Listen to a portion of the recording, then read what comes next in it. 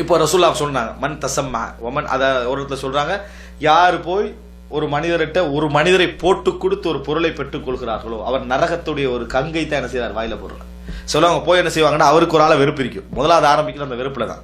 அவர் உண்மையிலே வெறுப்பானவராக இருக்கிறான், ஆனா அவர்கிட்ட சாதிக்கிறதுக்கான முதலா போடனே உங்களுக்கு அந்த சப்ஜெக்ட் தெரியுமா அப்படின்னு, என்ன சப்ஜெக்ட் அவர் போட்டோன்னே அவர் மனசுல என்ன செய்யும், யாரோட வெறுப்பும் அவனை பத்தி பேசினா வெறுப்பா பேசினா கொஞ்சம் இருக்கு, இவன் இவன் வேணுமெட்டு தான் பேசுறான்னு அவருக்கு வழங்கு. ஆனா அந்த வெறுப்பானவனை பத்தி பேசுறதுல ஒரு இன்ட்ரெஸ்ட் என்ன செய்ய இருக்கும், யாரை விருப்பமா இருந்தா பாராட்டி விடுறது அவர்கிட்ட போய், சரியா அவருக்கு நல்ல தொடர்பாமே அப்படின்னு சொல்லி அது ஆரம்பிச்சு விடுறது. ரசூலுல்லாஹ் சொன்னா இவங்க நரகத்துடைய ஒரு கட்டிய வாயில போட்டுக்கிறாங்க.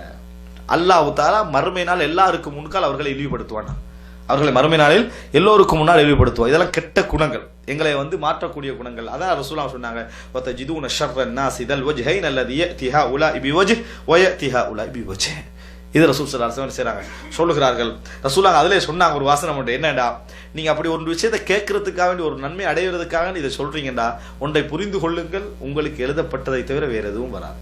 உங்களுக்கு எழுதப்பட்டதை தவிர வேற எதுவும் வராது. உங்களுக்கு ஒன்று கிடைக்கணுமா நியாயமா பேசுங்க, அல்லாஹ் கிடைக்கணும்னு தான் கிடைக்கும். உங்களுக்கு ஒன்று கிடைக்காதா நீங்க எவனை போட்டு கொடுத்தா என்ன செய்யாது, உங்களுக்கு கிடைக்காது அப்படின்னு சொன்னா. இது